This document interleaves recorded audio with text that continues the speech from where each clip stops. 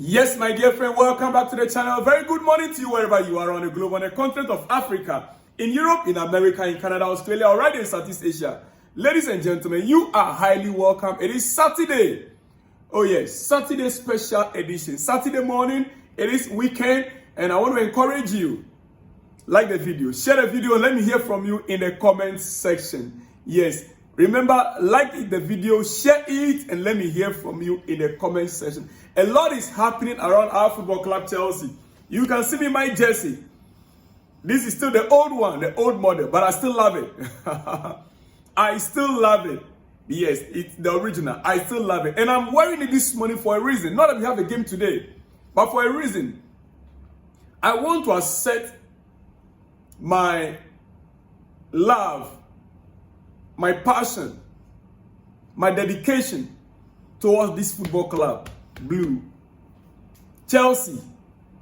You see, when things are going wrong, and some of us, we are talking about it, it's because we are so passionate about the club Chelsea. Though we don't have the final say, but I believe with the work we do, sometimes, somehow, the owners, sometimes, somehow, they do watch some of the activities on social media. One day, they might come up across our own channel as well, Salamon's blog. Oh yes. A lot is happening right now that we need to begin to ask questions. We need to ask Enzo Maresca certain questions. And we need to begin to question the authority, the power, the autonomous of our sporting directors. The kind of decisions they are making. Listen, in the summer, we spent a lot of money buying players. We bought players in the summer to beef up the squad. And no one would have expected that where we are right now, we'll still be struggling in January transfer window, looking for players to buy. Talking about 2-3 players to buy in January transfer window. No. Someone like me, I never expected it. But guess what? Due to the inability of our sporting directors to beef up the squad with a little bit of experience, relying solely on 18, 19 years, coupled with injury situations, they can't tell me that they could not foresaw the injuries happening right now. Because a player like Romeo Lavia, we know from the one that they bought him, he came to Chelsea with injury. He came to Chelsea injury. Now, Romeo Lavia is a doubt for Monday's game. He is a doubt right now for Monday's game. Playing 56 minutes against Bournemouth and back to the medical room. How? Yeah. The reality now is we need a new midfielder as soon as possible. For how long? We have Leslie Ogochukwu we sent on loan. We have Andrew Santos we sent on loan. Hey, we need to recall either of these two back. Chelsea need to call one of those players. Andrew Santos or Leslie Ogochukwu, we need to recall one of them back now.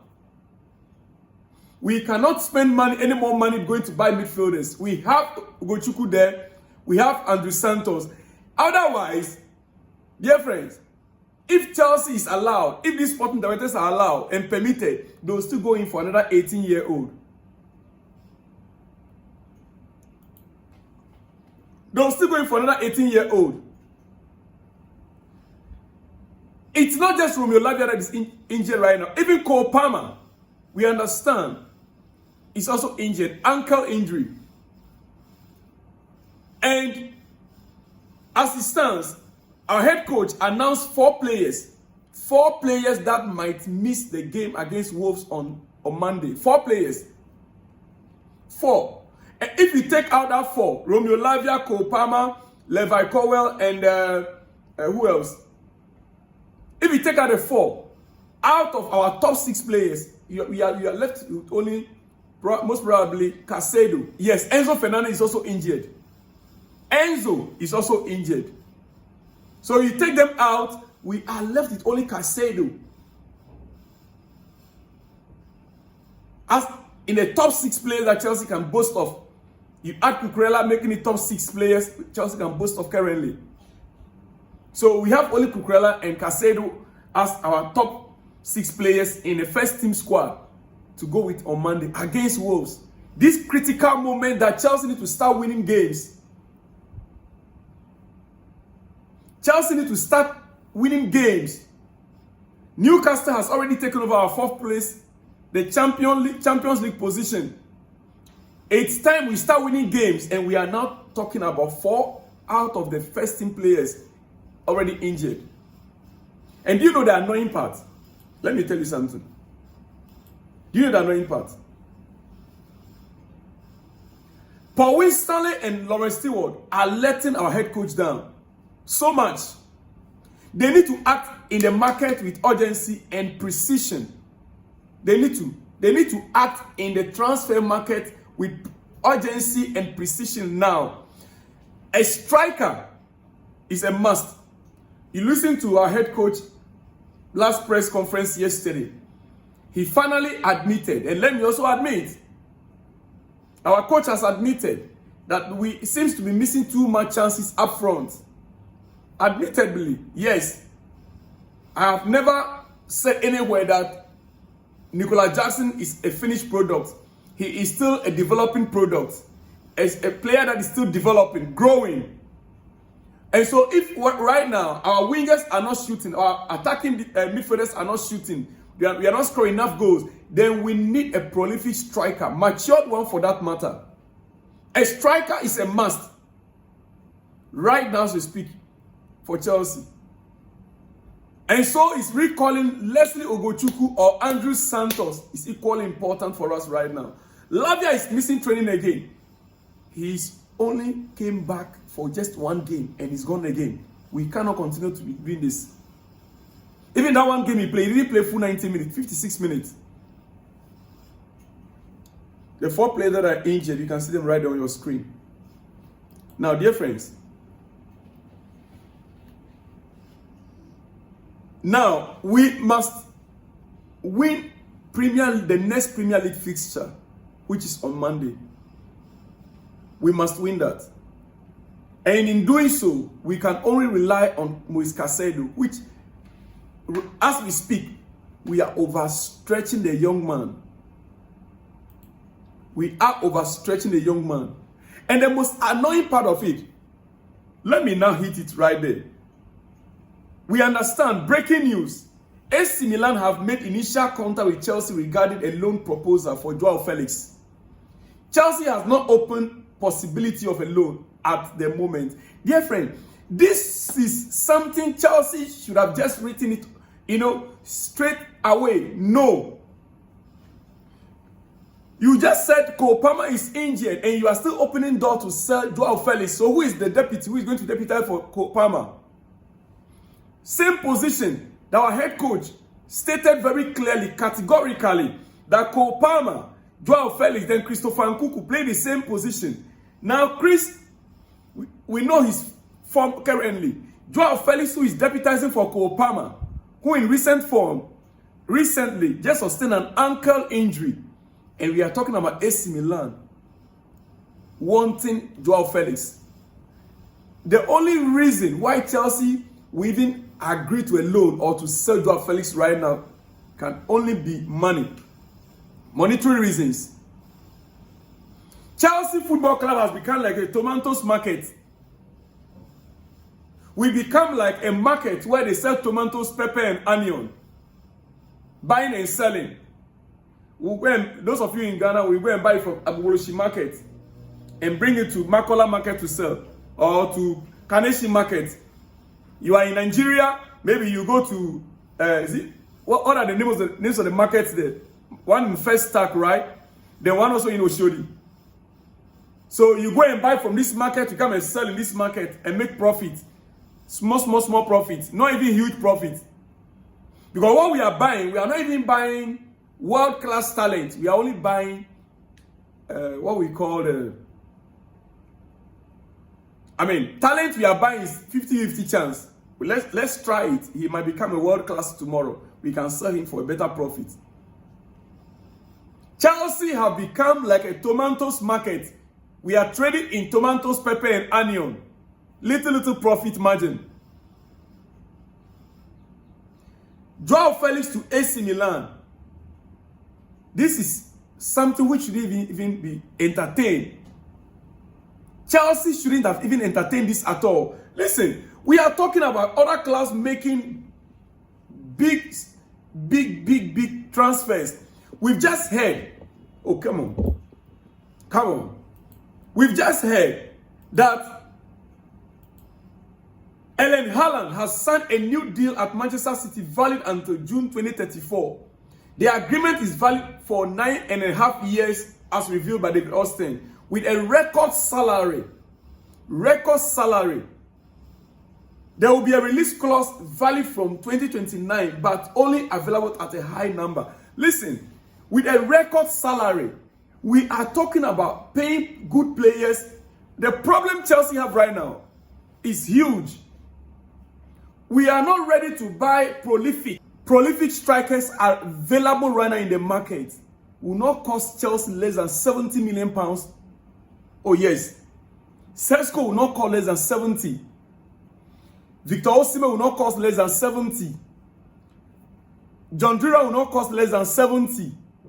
Mention them. Now, to buy the player 70 million pounds is not even a problem right now. Chelsea is not willing to pay their salary, their wages. Chelsea are not ready to pay the actual wage. And that is why we keep going for young and talented. We want to develop. Listen, these guys, I think they want to play with our feelings. Our owners, the sporting director, they want to play with the fans. That is all I can say. That is all I have to say. They want to play with our IQ. Because they know fully well that they will not go for the best. Going for the best means they must pay the best wage. You want a prolific striker, be ready to pay the actual wage. So we can only go for developing players and pay them that peanuts. It is what it is. How do we expect to compete with a club like Man City? How do we compete with them? Liverpool are paying good salary, good wages. Arsenal, they are paying good salary, good wages. Now we are beginning to pay players as if we are in Nottingham Forest, or we are in how do you call it? Crystal Palace, £30,000, £45,000 salary. You cannot get the best. That is Chelsea's challenge. Therefore, this is your breakfast. I will not take much time. But it's actually heartbreaking that where we are right now, Chelsea are still marking time when we should be flying by now. Before I conclude, conversations remain at an early stage with Garnacho and Gittins fitting the profile of West London club are pondering to bolster head coach Enzo Maresca's squad. Now, this news came yesterday. Chelsea have made enquiries about Manchester United, Alejandro Garnacho, and Jamie Gittins of Borussia Dortmund as they consider options to bolster the wide attacking areas, according to David Austin. First and foremost, for you, Chelsea sporting directors right now, if we are looking for a player to bolster our attack, must it be Garnacho from Manchester United? No, are we upgrading, or we are looking for someone that will still come in and be below the standard? Garnacho comparably to Sancho, that left flank. Will Garnacho now come and bench Sancho? Or is Garnacho going to be better than Noni Madueke on the right side? We need answers. Is Garnacho better than Noni Madueke on the right, or is he going to bench Sancho on the left? Or is it better than Pedro Neto? We should be talking about a player coming in that will bring an upgrade on what we already have. And there are only few you can think of right now. Gittins, yes, Gittins from Dortmund. But the fact is, there is no guarantee he will come to the Premier League and deliver. Getting sometimes his cut in is good. From the left flank, when I watch his play, sometimes his cut in and shooting, ability to shoot, is quite okay. But we want an upgrade on the squad. We should be thinking about players like Nico Williams.